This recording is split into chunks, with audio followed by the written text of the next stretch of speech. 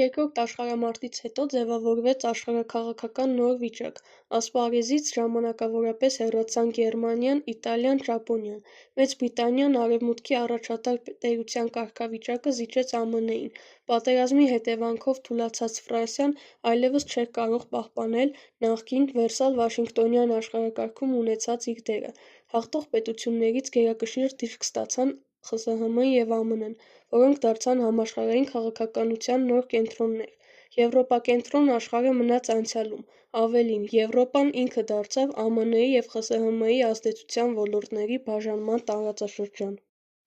Ֆաշիզմի նկատմամբ տարած հաղթության մեջ ունեցած իր ներդրման շնորհիվ աննախադեպ աճել էր ԽՍՀՄ-ի հեղինակությունը: Ընդլայնվել էր նրա ազդեցության ոլորտը ոչ միայն Եվրոպայում, այլ նաև Ասիայում: Արևմտյան կապիտալիստական աշխարհում անվիճելի դարձած ԱՄՆ-ն չէր կարող համակերպվել ԽՍՀՄ-ի քաղաքական ազդեցության ծավալման հետ: Որպես հետևանք, ԱՄՆ-ն և ԽՍՀՄ-ն չկարողացան պահպանել պատերազմի տարիներին ձևավորված համագործակցական հարաբերությունները: ԱՄՆ-ի նախագահ Թրումանը 1947 թվականին փետրվարին կոնգրեսին հղած իր ուղերձում ձևակերպեց Եվրոպան խորհրդային ծավալապաշտությունից փրկելու ծրագիրը: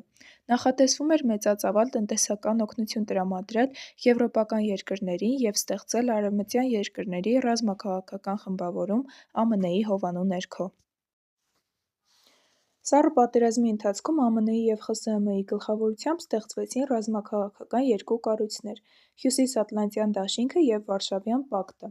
Հյուսիսատլանտյան դաշինքի առաջնահերթ նպատակն էր կանխել Եվրոպայում խորհրդային ազդեցության ընդլայնումը: ՆԱՏՕ-ն ձևավորվեց 12 պետություններից: 1991 թվականին Վարշավյան պակտը ինքնալուծվեց, մինչդեռ Հյուսիսատլանտյան դաշինքը գործում է մինչ օրս: Բեռլինի պատը կառուցվել է 1961 թվականի օգոստոսի 13-ին Գերմանիայի դեմոկրատական հանրապետության կողմից: Պատը ամբողջությամբ բաժանում էր Արևմտյան Բեռլինը Արևելյան Բեռլինից մինչև 1989 թվականի նոյեմբեր, երբ կառավարությունը պաշտոնապես քանդեց այն: Բեռլինի պատը պաշտոնապես կոչվել է «Հակաֆաշիստական պաշտպանական պատ»: Կորեական պատերազմ 1950-53 թվականներ Կորեայի պատերազմը սկիզբ առավ 1950 թվականին Հյուսիսային Կորեայի ԽՍՀՄ-ի աջակցությամբ ներխուժմամբ Հարավային Կորեա՝ ԱՄՆ-ի և ՄԱԿ-ի աջակցությամբ: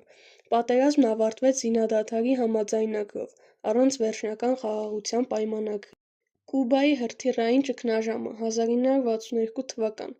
1962 թվականին ԱՄՆ-ն հայտնաբերեց, որ ԽՍՀՄ-ն հրթիռներ է տեղակայել Կուբայում: Սա հանգեցրեց համաշխարհային պատերազմի վտանգին, սակայն բանակցությունների արդյունքում ԽՍՀՄ-ն հեռացրեց հրթիռները՝ ԱՄՆ-ի կողմից որոշ զիջումներ ստանալով: Հետագա փուլ 1963-91 թվականներ Վիետնամի պատերազմը 1955-75 թվականներ դարձավ ԱՄՆ-ի և ԽՍՀՄ-ի միջև